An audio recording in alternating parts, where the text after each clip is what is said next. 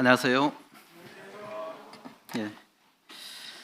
2024년 저희 교회 표어 말씀 앞에 붙여 있죠? 같이 한번 읽어볼까요? 자, 시작.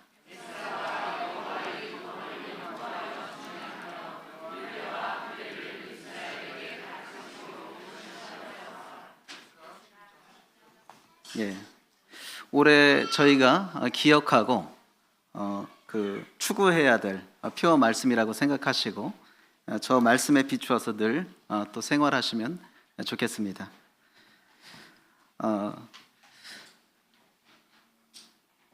그 2005년 11월에 서울에서 중동 이슬람 지도자 선교 대회가 있었습니다. 즉 이슬람 그 지도자들이 서울에서 모여서 회의를 했는데 그때 그들이 수립했던 계획이 소위 비전 2020 전략이었는데 그 2020 전략이 무언가 하면은 2020년까지 한국을 이슬람 국가로 만든다라는 그런 비전이었습니다. 그들만의 비전이었는데 지금 2023년이 되었는데 한국은 다행히 이슬람화되지 않았습니다. 하나님의 은혜입니다. 그런데 그들이 왜 한국을 주목했는가 하는 것입니다. 이슬람 그 선교와 관련해서 한국을 주목한 이유가 무엇이냐? 그것은 바로 한국의 기독교 부흥의 역사를 그들이 주목했기 때문입니다. 대한민국은 전 세계에서 유례가 없는 기독교 부흥의 역사를 갖고 있습니다. 사실 아프리카나 이런 국가들은 우리보다 1000년 넘게 기독교가 전파된 나라들이 많습니다.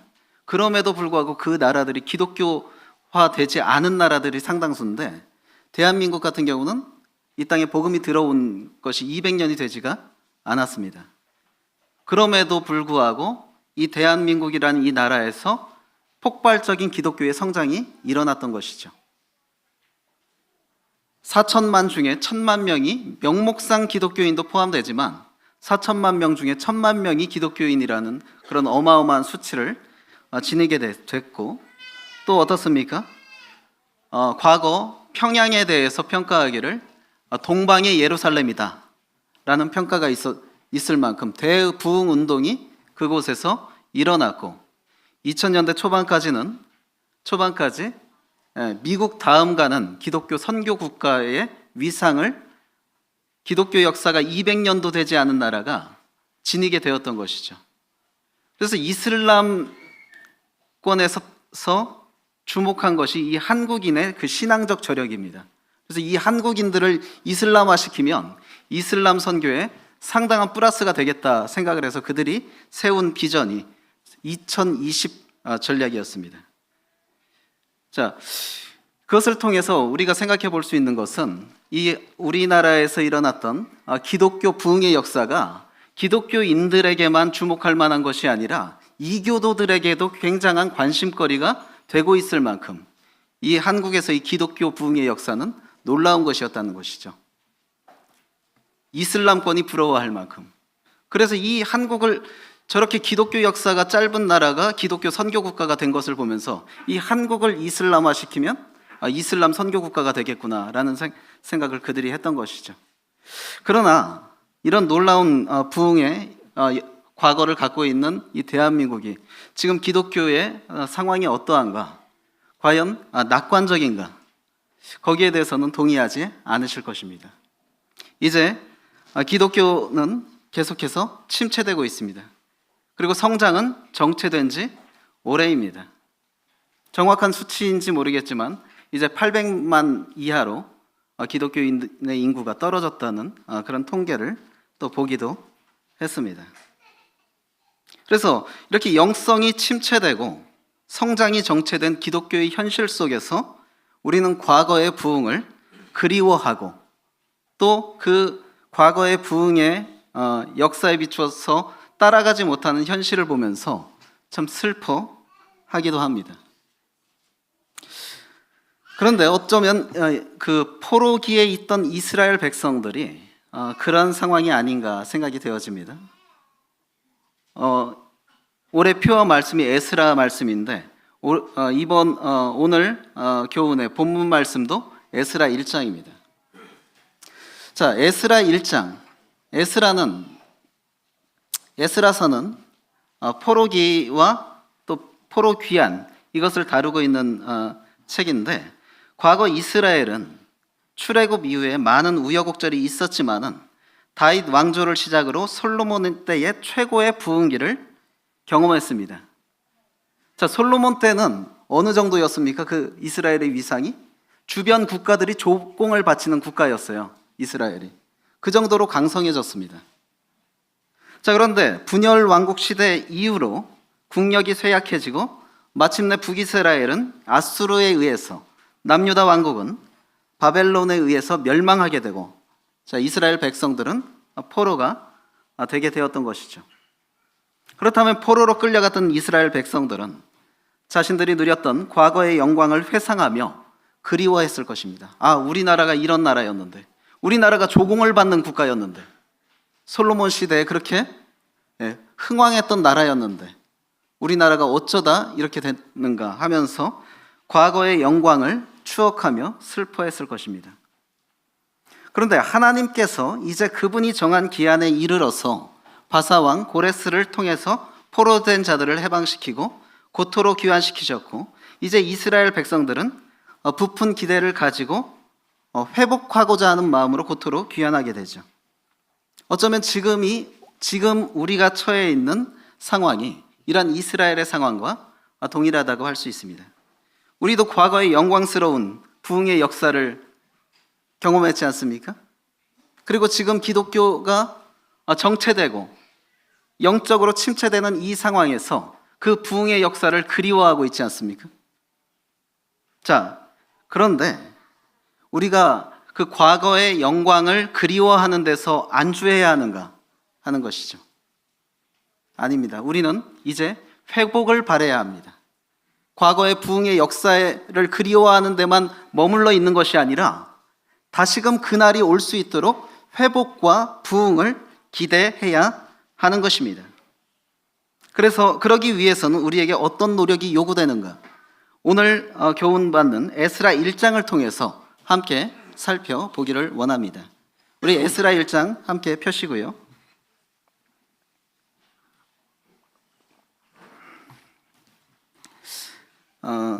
짧은 장이기 때문에 전 장을 함께 봉독하도록 하겠습니다. 자, 시작. 바사왕 고레스 원년에 여호와께서 예레미야의 입을 통하여 하신 말씀을 이루게 하시려고 바사왕 고레스의 마음을 감동시키심에 온 나라에 공포도 하고 조서도 내려 이르되, 왕께서 세상 모든 나라를 내게 주셨고 나에게 명령하사 유다 예루살렘의 성전을 건축하라 하셨나니, 이스라엘의 하나님은 참 신이시라. 너희 중에 그의 백성된 자는 다 유다 예루살렘으로 올라가서 이스라엘의 하나님 여호와의 성전을 건축하라. 그는 예루살렘에 계신 하나님이시라. 그 남아있는 백성이 어느 곳에 머물러 살든지 그곳 사람들이 마땅히 은과 금과 그 밖의 물건과 짐승으로 도와주고, 그 외에도 예루살렘에 세울 하나님의 성전을 위하여 예물을 기쁘게 드릴지니라 하였더라. 이에 유다와 베냐민 족장들과 제사장들과 레위 사람들과 그 마음이 하나님께 감동을 받고 올라가서 예루살렘에 여호와의 성전을 건축하고자 하는 자가 다 일어나니, 그 사면 사람들이 은그릇과 금과 물품들과 짐승과 보물로 돕고 그 외에도 예물을 기쁘게 드렸더라. 고레스 왕이 또 여호와의 성전 그릇을 꺼내니, 옛적에 느부갓네살이 예루살렘에서 옮겨다가 자기 신들의 신당에 두었던 것이라. 바사왕 고레스가 창고지기 미드르닷에게 명령하여 그릇들을 꺼내어 세워서 유다 총독 세스바살에게 넘겨주니, 그 스는 금 접시가 30개요 은 접시가 1000개요 칼이 29개요 금 대접이 30개요 그보다 못한 은 대접이 410개요 그 밖의 그릇이 1000개이니 금, 은 그릇이 모두 5400개라. 사로잡힌 자를 바벨론에서 예루살렘으로 데리고 갈 때에 세스바살이 그 그릇들을 다 가지고 갔더라. 제가 교독이라고 안 했죠? 교독이라고 생각하시고 저희 번갈아 읽으시려고 하셨던 것 같은데, 우리가 회복과 부흥을 기대한다면, 자, 우리에게 요구되는 노력이 어떤 것인지. 첫 번째, 우리는 회복과 부흥을 기대하는 마음이 있다고 한다면 우리는 하나님의 말씀을 기억해야 한다는 것입니다. 이스라엘 백성들이 지금 에스라 1장 1절에 바사왕 고레스 원년에 여호와께서 예레미야의 입을 통하여 하신 말씀을 이루게 하시려고 라고 하시는 말씀을 통해서 봤을 때, 이스라엘 백성들이 이 시점에서 기억해야 했던 말씀이 바로 예레미야의 예언입니다. 하나님은 이스라엘 백성들이 징계의 차원에서 바벨론 포로기를 허락하셨지만, 자, 그냥 그들을 포로로 사로잡아 가게 하신 것이 아니죠. 분명히 하나님은 포로로 잡혀갈 때에 하신 예언의 말씀이 있습니다. 우리 주보에 있는 말씀, 예레미야 29장 10절 같이 한번 읽어볼까요? 자, 시작. 여호와께서 이와 같이 말씀하시니라. 바벨론에서 70년이 차면 내가 너희를 돌보고 나의 선한 말을 너희에게 성취하여 너희를 이곳으로 돌아오게 하리라. 자, 하나님이 그들을 그냥 포로만 되게 하신 것이 아니라 어떻게 하시겠다고요? 70년 만에 돌아오게 하리라는 예언을 함께 주셨습니다.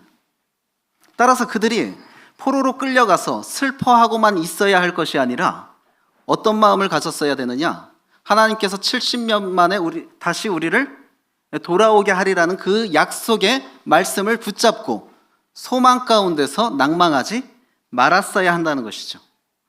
하나님 분명히 약속의 말씀을 주셨습니다. 그냥 포로되게 하신 것이 아닙니다. 그래서 그들이 진정으로 회복과 부흥을 위해서 하나님의 말씀을 기억하고 주목했어야 한다는 것이죠. 우리 역시도, 자, 우리가 부흥기를 겪어서 부흥의 절정을 경험하고 지금 침체기로 왔다고 한다면 이 시점에서 우리가 필요한 것이 무엇이냐? 다시금 회복과 부흥을 원한다면 하나님의 말씀에 우리의 시선을 고정시켜야 한다는 것입니다.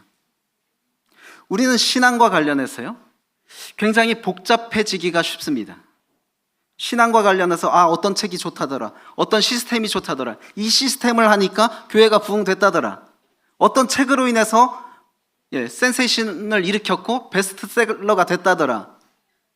그것이 불필요한 것은 아니죠. 불필요한 것은 아닌데 자꾸 신앙을 그런 쪽으로만 복잡하게 가려고 하는 경향이 있습니다. 그러나 참된 신앙은 어디서부터 시작되는 것입니까? 하나님의 말씀에 고정된 나의 시선으로부터 참된 신앙의 성장이 오는 것이지, 그 밖에 부수적인 것들에 자꾸 주목하겠다고 해서 부흥이 오는 것이 아닙니다. 회복이 되는 것이 아닙니다. 과거, 지금보다도 베스트셀러가 없었고 지금보다 어떤 기독교적인 시스템이 미비했던 그런 시대보다 지금이 부흥했다고 할 수 있나요? 그렇지 않아요. 우리가 주객이 전도되면 안 됩니다. 우리 가운데서 진정한 회복과 부흥의 역사가 다시 일어나길 원한다면 하나님의 말씀에 우리의 시선을 고정시켜야 합니다. 베스트셀러는 읽는데 하나님의 말씀은 읽지 않는다. 이건 문제 있는 신앙이죠. 하나님의 말씀에 우리의 시선을 고정하는 것이 회복과 부흥의 선행 조건입니다. 교회사 가운데 있었던 부흥은요, 말씀과 관계없이 일어나지 않았습니다. 종교개혁이 왜 일어났습니까? 성경에 무지했던 한 사제가 로마서 말씀을 보고 의인은 믿음으로 말미암아 살리라는 그 말씀을 깨우치고 종교개혁이 일어났던 것입니다. 형제운동은 왜 일어났습니까? 하나님의 말씀을 깊이 연구하고자 하는 열망 때문에 일어난 것이 형제운동이었고, 그것이 기독교계에 상당한 파급력이 있었던 것입니다. 교회의 역사 가운데 부흥과 회복의 역사는 말씀과 무관하지 않았습니다. 그렇다면 우리가 부흥과 회복의 역사가 다시 일어나길 원하는 마음이 있다고 한다면 우리의 시선을 어디에 고정해야 되는가? 하나님의 말씀에 고정해야 합니다. 그렇지 않으면서 회복과 부흥을 기대할 수 없습니다. 또한 그 말씀이 나의 신앙적 에너지가 되도록 해야 합니다.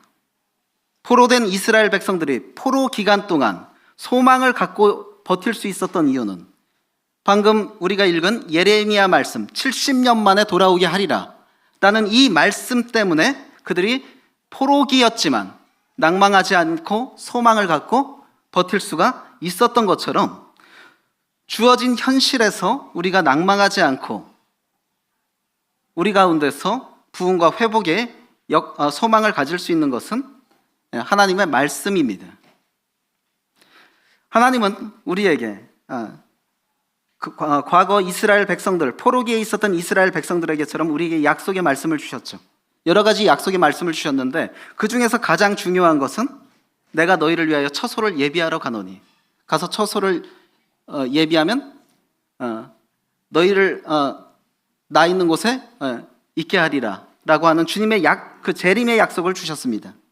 물론 이스라엘 백성들처럼 70년 만에 돌아오게 하리라는 그런 기간은 말씀해 주시지 않으셨죠. 그날과 그 시는 아무도 모른다고 했습니다.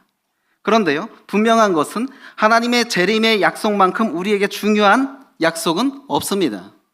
그런데 그 날이 가까워 오고 있다는 것이며 그날과 관련한 많은 징조들이 보이고 있다는 것입니다. 우리가 진정한 회복과 부흥을 원한다면 말씀에 우리의 시선을 고정시켜야 하는데 그 중에서도 가장 중요한 말씀, 재림에 대한 약속을 주목하는 것이 중요한 것이고 이것이 회복과 부흥의 중요한 원동력이 될 수 있다는 것입니다. 저 개인적으로 분별할 때 한국의 기독교가 어느 때부터 정체가 되었는가 이렇게 살펴보면요, 1992년 다미선교회를 비롯한 시한부 종말론자들이 사회적인 물의를 일으켰죠. 그 이후부터 한국 기독교가 성장이 정체되었다고 봅니다. 왜요? 그 이전까지는 성도들이 주님의 재림을 굉장히 갈망했어요.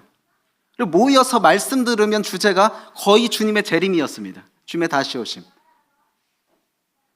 이것이 너무 지나쳐서 극단적인 적용을 하는 분도 있었습니다. 겨울에 연탄도 안 사놓는 분 계셨고, 주님 오시면은 사놓은 연탄 아까워갖고, 보험도 안 드는 분도 계셨고, 군대를 계속 연기한 사람도 있었습니다. 주님의 오심을 너무 사모한 나머지. 그런 극단적인 부작용도 있었지만은 어찌됐든 주님의 재림을 사모하는 그러한 기독교의 분위기로 인해서 기독교는 계속 성장하고 있던 터에 그런 시한부 종말론의 그 사회적 무리가 일어난 그 시점부터 한국 기독교는 주님의 재림에 대해서 말하지 않았습니다. 침묵했습니다. 그리고 관심을 껐습니다. 그 이후로 기독교의 성장은 정체되었다고 봅니다. 하나님의 약속의 말씀을 주목하지 않으면서 부흥을 기대할 수 없습니다. 우리는 하나님의 말씀에 대한 무감각을 경계해야 합니다. 현 시대는 외형적으로 말씀이 핍절한 시대가 아니죠. 에스라 시대에 이스라엘 백성들은 개인 소장용 성경이 있었다 없었다? 없었다. 그럼에도 예레미야를 통해서 하신 말씀 70년 만에 돌아오리라는 그 말씀을 붙잡아야 했습니다. 자, 이 시대는요, 개인용 소장 성경 없는 분 계신가요? 없으시면 제가 하나 사드리겠습니다. 다 개인적으로 성경을 소장하고 있습니다. 혹 내가 성경을 지참하지 않았다 할지라도 휴대폰을 통해서 얼마든지 성경을 볼 수가 있는 시대입니다. 현 시대는 외형적으로 말씀이 핍절한 시대가 결코 아닙니다. 그러나 외형적으로는 그렇지만 우리 내면에서는 어떻습니까? 말씀이 핍절한 시대가 아니라고 말할 수 있나요? 어쩌면 외형적으로는 말씀이 풍성한 범람한 시대이지만 내 내면에서는 말씀이 너무나 결핍된 그러한 상황일 수 있다는 것입니다. 우리 현재의 모습을 돌아보고 자성하기를 원합니다. 우리는 하나님의 말씀을 귀히 여기고 신뢰하며 살고 있는가? 나는 성경을 얼마나 읽고 있는가? 반복해서 말하지만 성경을 1년 일독하는데 제 속도로 재보니까요, 1년에 하루에 15분을 투자해야 1년에 성경을 한 번을 읽더라고요. 그런데 1년에 성경을 한 번도 안 읽는다는 소리는 결국에 바꿔 말하면 하루에 15분도 성경을 읽지 않는다는 것입니다. 드라마 보는데, 영화 보는데 1시간, 2시간 소모하는 건 크게 어렵지 않습니다. 그런데 성경을 1년에 일독하는 것을 힘겨워한다고 한다면 하루에 15분을 성경을 읽는 것을 힘겨워한다는 소리입니다. 이 부분에 대해서 잘 생각해 보셔야 돼요. 하나님의 말씀을 가까이 하지 않으면서, 하나님의 말씀을 사모하지 않으면서 우리 가운데 회복과 부흥의 역사를 기대할 수는 없는 것입니다. 그래서요, 교회 학교에서 또 늘 생각해야 되는 것이, 우리 아이들이 이 교회 학교 짧게는 뭐 몇 년 다닐 수 있고 길게는 아동부 6년, 중고등부 6년, 12년을 다닙니다. 근데 그 12년을 거치면서 성경을 한 번도 안 읽었다.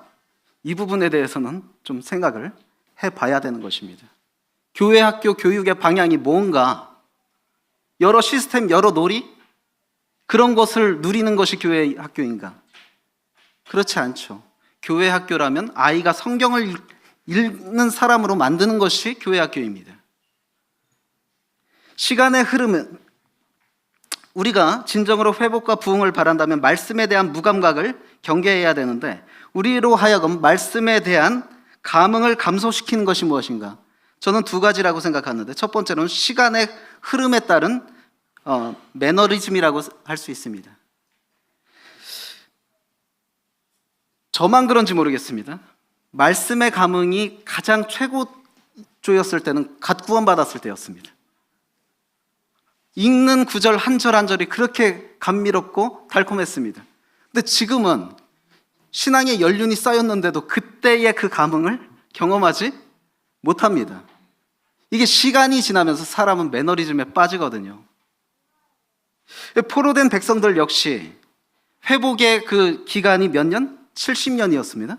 그러면 70년이란 기간이 어떻게 보면 짧다라고 할 수 있지만 한 개인에게 그 70년을 한번 적용해 보세요. 짧은 기간입니까? 아니요, 일평생이에요. 그리고 세대가 두 번 바뀌는 시간입니다. 그런데 이 시간 동안 약속의 말씀을 계속 붙잡고 있다? 쉽지 않은 일입니다. 어떤 약속을 했는데 1년이 지나도 지켜지지 않으면요, 그 약속 포기합니다. 그런데 70년을 기다려야 돼요. 이 사람들로 하여금 시간이 지나면서 그 말씀에 대한 신뢰가 감소될 수밖에 없죠. 또 그 약속의 말씀이 소망으로 남아있기보다는 상투적인 관념으로 변질될 수 있습니다. 70년 만에 돌아오리라고 했어. 그것이 간절한 소망이 아니라 그냥 상투적인 관념으로 남는 거예요. 우리 역시도 그럴 수 있다라는 것입니다. 우리는 주님의 재림을 뜨겁게 사모했어요. 아까도 말씀드렸지만 너무나 사모한 나머지 극단적인 적용까지 했죠. 그런데 속히 오시겠다고 하신 주님이 10년이 지나도 20년이 지나도 30년이 지나도 안 오셨습니다. 그러니까 성도들의 마음이 어떻습니까? 이제 이것이 간절한 소망이 아니라 관념적, 그 상투적인 관념으로 남아있을 수 있습니다. 그런데 우리가 생각해야 되는 것은요, 주님의 약속을 안 지키시는 것이 아니라, 주님의 약속이 더딘 것이 아니라 모든 사람에 대하여 오래 참으사 한 사람도 멸망에 이르길 원치 않으시기 때문에 하나님의 약속이 더뎌지는 것입니다. 우리는 그걸 생각해야 돼요. 제가 주님이 왜 이렇게 안 오시나 생각했다가 좀만 늦게 오십시오 했던 때가 언제냐면요, 저희 아이 낳고서예요. 지금 주님 오시면 얘는 지옥 가야 되는데 주님, 얘 구원받을 때까지만 오지 말아 주십시오, 이런 말이 나오는데, 주님이 그런 측면에서 더디 오시는 것이지 우리와 약속을 안 지키시는 것이 아닙니다. 뿐만 아니라 하나님의 말씀에 대한 열정도 시간이 지나면 식어질 수 있습니다. 사람은요, 본능적으로 새로운 것을 좋아합니다. 그리고 익숙한 것을 좋아하지 않습니다. 근데 이것이 신앙 안에서 이 본능이 적용되면 굉장히 위험합니다. 하나님의 말씀은 변합니까? 변하지 않습니까? 변하지 않아요. 인간적인 관점에서 새로울 것이 없습니다. 새로운 것을 갈망하는 그런 본능으로 말씀을 접하면 굉장히 위험해질 수 있는 거예요. 말씀은 식상한 것이 되는 것입니다. 더 이상 나를 감동시키지 않는 그런 진부한 것이 될 수 있습니다. 그래서 아브라함이 하나님 앞에 자기 독자를 바칠 때 어땠어요? 하나님이 감동하셨죠. 감동해서 그만해라. 그 정도면 네가 나 얼마나 사랑하는지 알겠다 하고 제재하셨습니다. 인간이 피조물이 하나님을 위해서 자기 아들을 바치려고 했을 때 하나님은 감동하셨어요. 근데 자, 성경에 뭐라고 말하고 있어요? 우리가 아직 죄인 되었을 때 그리스도께서 우리를 위하여 죽으심으로 하나님이 우리에 대한 자기의 사랑을 확증하셨느니라. 하나님은 진짜 우리를 위해서 실제로 죽이셨다는 말씀이 분명히 있는데 이 말씀을 보면서 우리는 감동하지 않아요. 아, 늘 듣던 말씀. 아브라함은 이삭을 바치는, 하나님은 이삭을 바치려고 하는 아브라함을 보면서 감동했는데 우리는 우리를 위해서 예수님을 바친 하나님을, 그 마음을 보면서 감동하지 않아요. 시간이 지날수록 이것을 회복해야 합니다. 또한 우리가 말씀에 대해서 주의해야 되는 것이 이생의 안일함은 말씀에 대한 무감각을 낳을 수 있습니다. 자, 에스라에서 1장 5절에 보면, 자, 고레스 칙령이 선포된 가운데서 5절에 이에 유다와 베냐민 족장들과 제사장들과 레위 사람들과 그 마음이 하나님께 감동을 받고 올라가서 예루살렘의 여호와의 성전을 건축하고자 하는 자가 다 일어났다. 여기서 자, 고레스 칙령에 반응한 사람들은 유다와 베냐민 족장들 그리고 제사장들과 레위 사람들이었습니다. 그러면 나머지 10지파는요? 반응하지 않았던 것입니다. 그리고 추후에 살펴보겠지만 에스라 2장을 통해서 봤을 때 고레스 칙령을 듣고 예루살렘 성전을 재건하고자 했던 사람들은 5만 명이었습니다. 포로 1차 귀환자가 5만 명밖에 반응하지 않았습니다. 왜 그랬을까요? 왜 극소수만이 성전을 재건하려고 했을까요? 그들은 70년간 이미 바벨론에 정착해서 살고 있었습니다. 그 가운데서 어느 정도 안정된 삶을 사는 사람들도 있었습니다.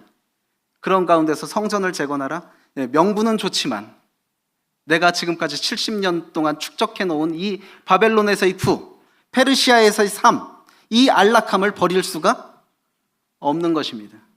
그래서 이 안일함, 현세의 안일함은 말씀에 대해서 무감각해졌습니다. 70년 만에 분명히 돌아오리라고 했는데 거기에 대해서 무감각해졌습니다. 우리 역시도 자, 주님께서 우리를 다시 데리러 오시겠다고 했는데 대한민국이 너무나 부유해졌어요. 이제 소득 3만 불 시대가 됐습니다. 그래서 여기서도 부족함이 없어요. 굳이 천국 가지 않아도 불편함이 없는 것 같아요. 그래서 속으로 은근히 드는 생각은 주님 안 오셔도 됩니다. 여기서도 행복합니다. 이런 생각도 하고 있지는 않은가 하는 거예요. 주님이 왜 더디 오시는 것 같습니까?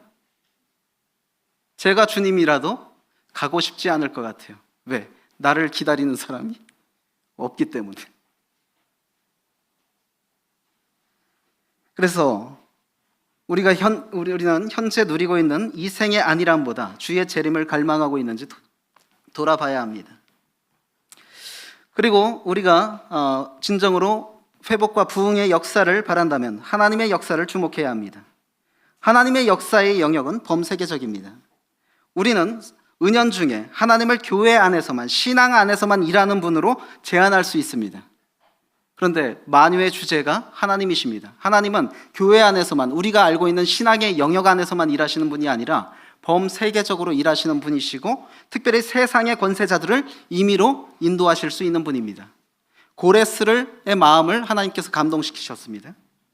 자, 만일 바이든이 여러분들의 부탁을 들어주겠다라고 미국 바이든 대통령이 여러분들의 부탁을 들어주겠다고 말한다면 어떻게 하겠습니까?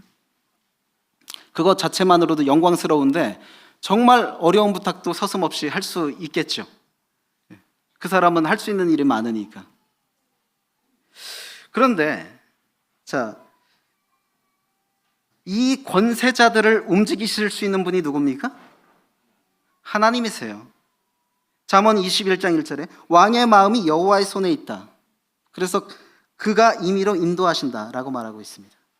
우리가 두려워하는 그 모든 권세자들이 여호와의 손에 있다라는 것입니다. 자, 그러면 우리가 여기서 생각해 봐야 되는 것은, 자, 이 세상의 모든 권세자들의 마음을 움직이실 수 있는 분이 하나님이시죠? 그 하나님을 움직이실 수 있는 사람은 누굽니까? 우리예요. 우리가 기도로 그 하나님을 움직일 수 있어요. 세상의 권세자들을 하나님이 움직이실 수 있는데 우리는 기도로 그 하나님을 움직이실 수 있다는 것입니다. 그렇기 때문에 이사야는 예루살렘에서 찬송을 받으실 때까지 그로 쉬지 못하게 하라 라고 하면서 기도를 촉구하고 있습니다. 하나님은 불신자를 통해서도 역사하실 수 있습니다. 우리는 성경의 고레스의 이 칙령을 보면서 고레스가 하나님을 신실히 섬긴 사람이구나 그렇게 생각하실 수 있지만, 여러 고고학적인 자료를 봤을 때 고레스는 유일한 여호와 신앙을 지닌 사람이 아닙니다. 그는 종교다원주의자였고, 특별히 바벨론이 포로들에 대해서 동화정책, 즉 너희들이 우리의 문화로 들어와, 이런 동화정책을 핀 반면 고레스는 그것이 아니라 유화정책을 폈습니다.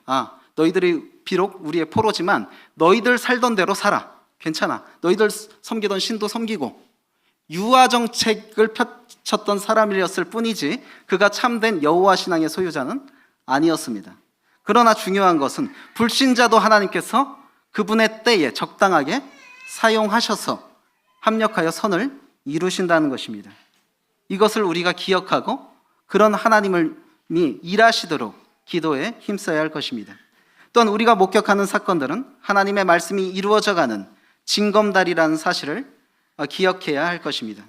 주님은 천기는 불멸할 줄 알면서 시대의 표적에 둔감한 유대인들을 책망하셨습니다. 우리가 범사의 하나님을 인정한다면 우리 눈에 보여지는 모든 일들을 예사롭게 보고 넘기는 것이 아니라 그와 관련해서 하나님의 뜻이 무엇인지를 분별하고 계속해서 기도해야 할 것입니다.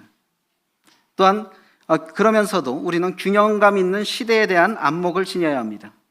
과거 시한부 종말론들이 무리를 일으킨 것이 무엇이었습니까? 그들이 세대주의 신학을 표방하면서 자신들의 주장을 어필했는데, 어느 순간 그들은 현실 속에서 나타나는 상황들에 대해서 무리한 해석을 했고, 이제는 그것이 하나님의 말씀보다도 우선시하는 그러한 지경까지 나아갔던 것입니다. 그렇게 해서는 안 됩니다. 우리는 시대적인 안목을 지녀야 하지만 너무 그것에만 치우쳐서 하나님의 말씀의 범위를 넘어가지 않도록 주의해야 합니다. 마지막으로 우리에게 요구되는 것, 우리가 진정으로 부흥과 회복을 바란다면 우리는 예배를 사모해야 합니다. 에스라 1장 5절에 이에 유다와 베냐민 족장들과 제사장들과 레위 사람들과 그 마음이 하나님께 감동을 받고 올라가서 예루살렘에 여호와의 성전을 건축하는 자가 다 일어났다라고 말하고 있습니다. 여호와의 성전을 건축하고자 한다는 말은 바꿔 말하면 예배드리기를 원했다는 것이죠. 예배를 사모하는 마음이, 즉 곧 여호와의 전을 건축하고자 하는 마음이었습니다. 진정한 회복의 선행 조건은 예배에 대한 사모심입니다. 이스라엘 백성들이 성전을 하고자 하는 마음이 바로 예배에 대한 갈망입니다. 우린 매주 예배를 드리고 있는데 그 예배의 감동은 어느 정도인지 모르겠습니다. 그런데 제가 예배의 감동이 최고조였던 때는 아이러니하게도 침례에 순종하기 전, 즉 불신자였을 때였어요. 아이러니하죠? 어떤 때였냐면 지금처럼 주의 만찬을 하는데 저는 불신자였기 때문에 참여할 자격이 없죠. 근데 옆에 분이 이제 잔을 하면서 이 옆에 분에게 전해줘라. 마시라고 준 게 아니라 전해주라고 했어요. 근데 제가 그 잔을 전해주려고 딱 하는데 정말 전율이 느껴졌습니다. 주님의 피를 상징하는 이 잔이라고? 전율이 느껴졌고 벌벌 떨었습니다. 그러면서 이렇게 전해주면서 이걸 매주 참여하는 사람들은 어떤 마음일까? 아이러니하게도 불신자 때 예배의 감동이 최고조였어요. 그런데 제가 지금 예배 드릴 때마다 정말 기도하고 아쉬워하는 게 뭐냐면 그때의 그 감흥을 좀 주십시오. 왜 구원받고 주님을 섬긴다고 하는 사람이 수십 년이 지났는데 왜 그때만 못한 그런 감흥으로 예배를 드리고 있습니까? 그때의 감흥이 그립습니다 하면서 그런 기도를 하면서 예배에 참여하곤 합니다. 우리가 정말 그런 예배의 감흥을 지속하고 있는가 하는 것입니다. 하나님은 하나님의 감동은 예배에 대한 사모함으로 이어집니다. 우리가 예배를 사모하고 싶다 그렇게 해서 되는 것이 아니라 5절에 예루살렘 성전을 건축하고자 하는 사람들이 왜 건축하고자 했다고요?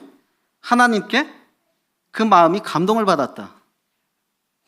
우리가 예배에 앞서 하나님의 감동을 사모해야 할 것입니다.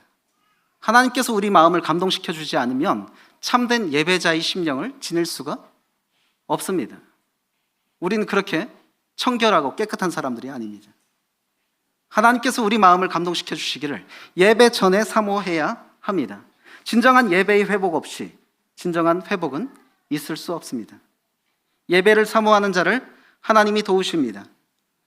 여호와의 성전을 건축하고자 하는 자가 다 일어났을 때 주변 족속들이 도왔습니다. 고레스 왕은 물론이거니와 주변 족속들이 도왔습니다. 우리 역시도 우리가 하나님 앞에 예배드리기를 사모할 때에 하나님은 우리를 도우실 것입니다. 예배에 대한 관심은 희생과 헌신으로 이어집니다. 하나님 나라를 위해 이 땅의 영화를 마다한다. 지금 유다와 베냐민 족속들과 제사장들과 레위 사람들이 여호와의 전을 건축하고자 일어났어요. 그들은 이 말은 곧 뭐냐? 70년 동안 축적해놨던 삶의 터전을 기꺼이 버리겠다, 그 말입니다. 이것이 쉬운 것입니까? 쉽지 않은 일이죠. 그러나 하나님께 대한 예배에 대한 열망만으로 그 삶의 기반을 포기했습니다. 그것을 포기할 만큼 성전 건축을 가치 있게 여겼고 하나님께 대한 예배를 사모했습니다. 오늘날 우리가 하나님께 드리기 위해서 희생한들, 이들만큼의 희생이 요구되겠습니까? 저는 오늘 아침에 너무 감사했던 것이요, 제가 구약시대의 예배자로 부름받지 않은 것에 대해서 감사하고 신약 교회 시대의 예배자로 부름받은 것에 감사합니다. 군대에서 그 부사관이 단장님 그 식사 자리에 올릴 거니까 닭을 잡아오라 그랬습니다. 오리하고 닭을 잡아오라. 목을 비틀어야 되는데 이거를 할 수가 없는 거예요. 제가 항명할 사람이 아닌데 항명을 했습니다. 도저히 못하겠습니다. 그래서 고참이 대신 해줬는데, 우리가 구약시대에 하나님께 예배드리려면요 어떤 일을 해야 되는지 아세요? 살아있는 짐승 끌어와야 됩니다. 그 살아있는 짐승을 칼로 도살해야 됩니다. 그 처참한 광경을 보면서 하나님께 예배드려야 합니다.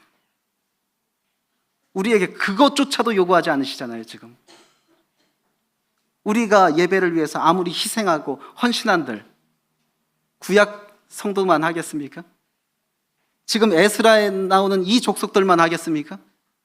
그런데 그럼에도 불구하고 이 예배조차 소홀히 한다면 하나님 앞에 정말 면목이 없는 것 아니겠습니까? 하나님 나라를 위해 어려움도 각오합니다. 이들이 예루살렘 성전을 건축하려 가는 여정은 만만치 않았습니다. 약 1400km예요. 그러면 서울에서 부산을 가는 것을 4배 넘게 가야 됩니다. 쉽게 말하면 서울에서 부산을 왕복으로 2번 이상 갔다 와야 되는 거리예요. 차도 없던 시대에 자기 전 삶의 기반은 포기한 채로 이 여정을 감수해야 되는 것이고, 중간에 어떻습니까? 강도의 위험이 얼마든지 도사리고 있는 것이죠. 그럼에도 불구하고 그들이 성전을 건축하겠다, 예배를 드리겠다라는 일념으로 그런 어려움을 각오했던 것입니다. 이러한 어려움을 각오하는, 예배를 드리기 위한, 예배를 사모하는 마음으로 어려움까지 각오하는 그런 마음이 결국에 회복과 부흥의 기반이 되는 것입니다. 교훈을 정리하겠습니다. 우리가 회복과 부흥을 원한다면 우리의 시선을 어디에 고정해야 된다? 하나님의 말씀에 고정해야 한다. 하나님의 말씀을 떠나서 회복과 부흥을 기대한다면 그것은 어불성설입니다. 말씀에 대한 우리의 심령의 회복이 회복과 부흥의 시작입니다. 그것을 기억하고 우리가 말씀을 사모해야 할 것입니다. 두 번째로, 회복과 부흥을 원한다면 우리는 하나님의 역사에 관심을 가져야 합니다. 하나님께서 어떻게 일하시는지, 그냥 단순히 목도하는 것에서 끝나는 것이 아니라 이 세상의 권세자들을 움직이시는 분이 하나님인데 그 하나님을 움직이는 사람은 누구라고요? 우리다. 기도로서 하나님의 역사에, 세계를 주관하는 하나님의 역사에 동참하는 것입니다. 마지막으로 우리는 회복과 부흥을 원한다면 예배의 심령을 회복해야 합니다. 우리가 시간이 지나면서 예배의 심령이 침체될 되어 있을 수 있습니다. 그러나 지금 깨달았다고 한다면 이 시간 이후부터라도 우리 안에서 다시금 예배의 심령이 불일 듯 일어나는 회복을 먼저 추구하게 될 때에 하나님은 우리 가운데서 회복과 부흥의 역사를 다시금 일으키실 것이라 굳게 믿습니다. 교훈 마치고 함께 기도하시겠습니다. 아버지 하나님 감사합니다. 이 한국 땅에 저희 가운데서 참 놀라운 부흥의 역사를 일으키셨사온데 참 시간이 지나면서 참 영적인 침체가 오고 또 성장의 정체가 온 것을 보게 됩니다. 그러나 에스라서를 통해서 저희가 부흥과 회복과 부흥의 역사를 위해서 어떻게 해야 하는지를 교훈하심을 감사를 드립니다. 참 에스라서를 통해 교훈받은 대로 저희가 하나님의 말씀을 주목하고 하나님의 역사를 주목하고 또 예배의 심령이 회복되기를 갈망하는 저희들이 되게 하셔서 저희 시대에 다시금 회복과 부흥의 역사가 재현되는 일을 목도할 수 있게 해 주시옵소서. 예수님 이름으로 기도했습니다. 아멘. 감사합니다.